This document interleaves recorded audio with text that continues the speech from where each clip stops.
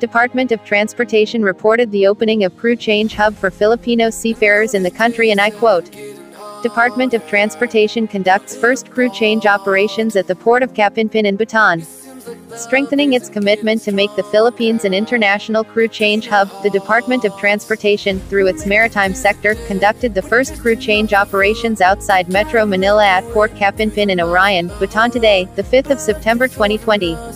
This, after all operational requirements for the location, such as the establishment of a one-stop shop, RT-PCR testing booths, quarantine facilities, anchorage, application and customs, immigration, and quarantine procedures, and tugboats were finalized and approved. According to Office for Transportation Security Administrator and One-Stop Shop Head, Undersecretary Raul del Rosario, it took more than a month to establish the one-stop shop in Port CAPINPIN. To be exact, 1 month and 1 week before we put up the one-stop shop here in Orion. We had to match the protocols we will implement in the one-stop shop with the protocols of the Bataan Provincial Interagency Task Force. The role of the one-stop shop will bring together concerned agencies in the crew change protocol. This includes agencies under the Department of Transportation, Philippine Ports Authority, Philippine Coast Guard, Office for Transportation Security, Maritime Industry Authority, and other partner agencies such as the Bureau of Customs, Bureau of Quarantine, Bureau of Immigration, Overseas Workers Welfare Administration and Philippine National Police, and the local government unit that is really vigilant for the prevention of COVID-19. Undersecretary Del Rosario said, Port CAPINPIN, a port being operated and managed by the Philippine Ports Authority, was activated as a crew change hub on August 19.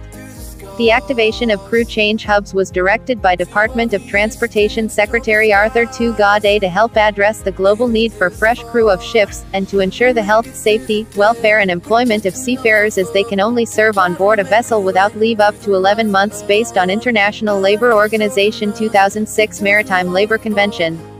This will primarily benefit seafarers, who are stranded on board ships with expired contracts due to imposed travel restrictions due to COVID-19. Strict protocols and procedures were set by the one-stop shop to ensure the smooth implementation of crew change operations.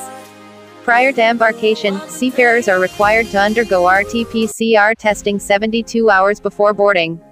After getting a negative result, they will be subjected to physical examination by the Bureau of Quarantine, as well as customs and immigration procedures. Upon obtaining clearance, they will be sent to the vessel where they will receive handover of duties from off-signees.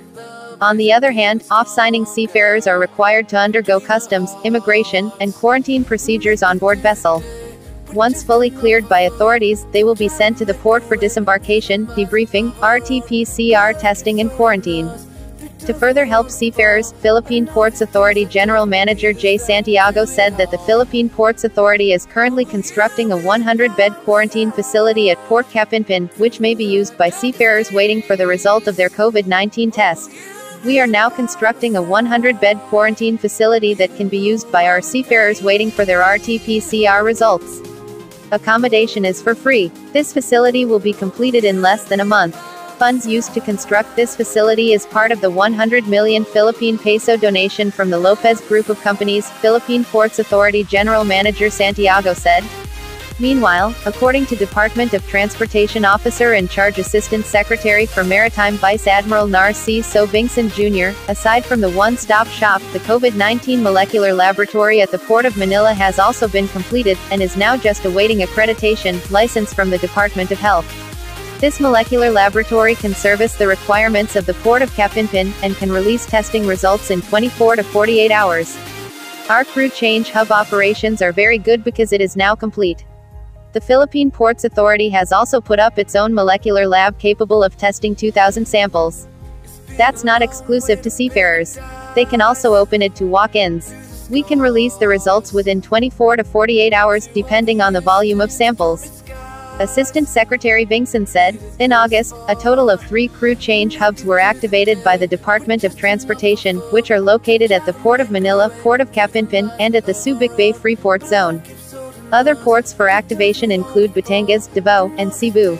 Prior to activation, prospective crew change hubs are required to establish a one-stop shop to process the crew change that includes health screening, swab testing. The location must have sufficient and appropriate quarantine facility and customs, immigration, and quarantine facilities and established procedures. Also present during the event are Philippine Ports Authority Port Management Office Aurora, Bataan Project Manager Alan Rojo, Philippine Coast Guard Bataan Station Commander Larry Sendanya, Maritime Industry Authority, Maritime Education and Training Standards Supervisor Captain Vicente Navarro, Bureau of Quarantine Bataan Station Chief Dr. Emmanuel Santo Domingo, and the respective representatives from the Bureau of Immigration, Bureau of Customs, the local government of Bataan, local manning agencies and shipping agents. And